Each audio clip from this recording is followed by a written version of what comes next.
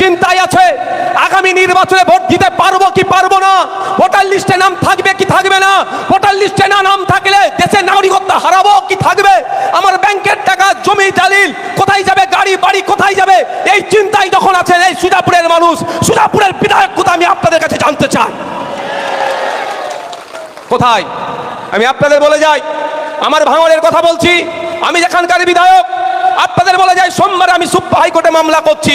আমার ভাঙড়ের জীবিত মানুষকে ডেট দেখিয়েছে, ডিলিট দেখিয়েছে, আমি ঘরে বসে থাকিনি, আমার ভাঙড়ের ওই ভোটারকে নিয়ে আমি হাইকোর্টে গিয়ে মামলা করছি। সুজাপুরের বিধায়ক কেন সুজাপুরে অ্যাডজুডিকেশনে যারা জড়িয়ে আছে তাদেরকে নিয়ে কেন মামলা করছে না? বললেই দোষ, নওশাদ সিদ্দিকী বললেই দোষ। সে কোথায় ভাই, তিনি কোথায়?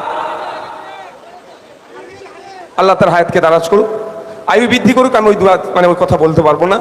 তিনি কোথায়? তিনার ইচ্ছা থাকলেও তারা দিদি আসতে দেবে না তাকে, এটা বুঝতে হবে।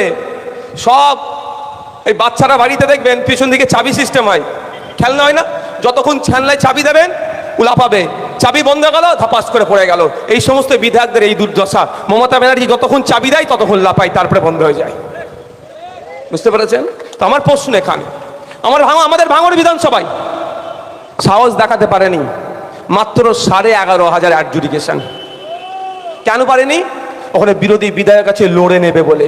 দুর্ভাগ্য, আপনারা শাসকের বিধায়ক থাকার পরও শাসকের বিধায়ক এখন লড়ার সাহসটা দেখাতে পারছে না।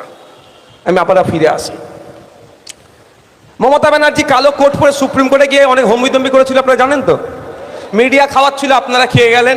মমতা ব্যানার্জি সওয়াল করবে, মমতা ব্যানার্জি সওয়াল করবেন। অ্যাডভোকেট মমতা ব্যানার্জি, এ দেখুন, যে কেউ আপনি ল নিয়ে পড়াশোনা করতে পারি, LLM করতে পারি, LLB করতে পারি, কিন্তু প্র্যাকটিস করার জন্য অ্যাজ অ্যাডভোকেট এনরোল হতে হবে তাকে। আর সুপ্রিম কোর্টে হওয়ার জন্য সর্বভারতীয় ক্ষেত্রে একটা এক্সাম দিতে হয়, অ্যাডভোকেট হতে হবে। মমতা ব্যানার্জি খুব লাফালাফি করছিল, আপনারা মনে করলেন বিশাল কিছু করে ফেলেছে। কি করেছে, কি করেছে বলুন তো? বাঁশ নিয়ে এসেছে আপনাদের জন্য। এবার বাঁশটা কোথায় যাবে আপনারা বলেনি, আমি বলে ভাইজান খারাপ ভাষায় কথা বলছে। নওশাদ সিদ্দিকী সুপ্রিম কোর্টে মামলা করেছে, আমি তত হই হই করিনি।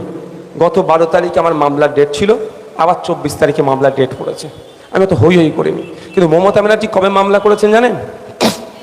উনি পুরো এত পর্যন্ত মানুষের যখন ঠেকিয়ে দিয়েছে, গলায় ছুরিটা ঠেকিয়ে দিয়েছে, এবার জবাই হবে, তার আগে গিয়ে মামলা করে বোঝাতে চাইছে সোজাপুরের মানুষকে, মোতাবাড়ির মানুষকে, মালদার মানুষকে, দিনাজপুরের মানুষকে, মুর্শিদাবাদের মানুষকে, এ দেখো তোমাদের জন্য আমি অনেক লড়াই করছি। আরে 250 কোটি টাকা মমতা ব্যানার্জি SIR করার জন্য দিয়েছে। কত কোটি টাকা? 200 অধিক টাকা, 200 কোটি টাকার অধিক দিয়েছে মমতা ব্যানার্জি SIR করার জন্য। দ্রুততার সাথে যাতে SIR হয়, প্রায় 90,000 অফিসার এই মমতা ব্যানার্জি দিয়েছে। সাপটা হয়ে কামড়েছিল কে বলেন আপনারা? বলেন, কেস দেবে নাকি? এমনি কেস খাচ্ছেন উঠতে বসতে ভাই, হক কথা বলে দূরে খান। আমার নামে প্রায় 20খানা কেস হয়ে গেছে, একটা কেসই শুধু বাকি আছে, গাঁজার কেস। বুঝতে পেরেছেন? বাকি মোটামুটি সবই হয়ে গেছে, শুধু গাঁজার কেসটা দিতে বাকি আছে। আর্মস দিয়েছে, সব দিয়েছে, কিছু বাদ রাখে না, সব দিয়ে দিয়েছে যেগুলো দিতে পারে ওদের হাতে। তাহলে 250 কোটি টাকার মতো খরচ করলো SIR করার জন্য, 90,000 অফিসার দিল মমতা ব্যানার্জি SIR করার জন্য। যখন গলা পর্যন্ত ঠেকিয়ে দিয়েছে, এখন কোর্টে গিয়ে নাটক করছে। কটা বাজে? আজান কটায়? আর জামাত 4:30টায়। 4:25 শেষ করে দেবো, অসুবিধা কারণে। তারপর যে যার, হ্যাঁ জামাত কটায়?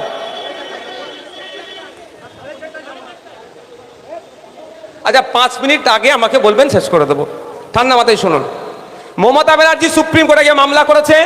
মমতা ব্যানার্জির মামলার নাম্বার দেখবেন, আর নওশাদ সিদ্দিকীর মামলার নাম্বার দেখবেন। আমার হচ্ছে 68,938/2025, অর্থাৎ মামলাটা আমি করেছি 2025-এ, আর মমতা ব্যানার্জি মামলা করেছে 2026-এ। সব ঘেঁটে দিয়ে তারপরে মামলা করে সাজু সাজতে